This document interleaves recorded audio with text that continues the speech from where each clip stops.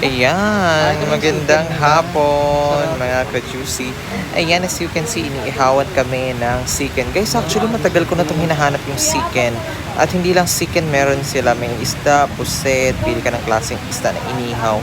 Kasi napaka-juicy. You know, it's been a long time na hinanap ko yung chicken na ganito na juicy-juicy. Hindi talaga ako makahanap-hanap. Buti nila may bagong store na nag-open dito sa tabi ng highway malapit sa National School na Barangay San Jose, Puerto Princesa City, Palawan.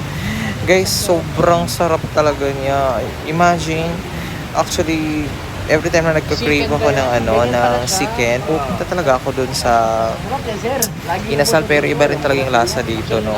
Iba yung juicy na juicy, syrup na syrup, parang ako masyarap. Guys, thank you nga pala sa mga friends kaya inihaw na kami ng chicken tsaka pusit.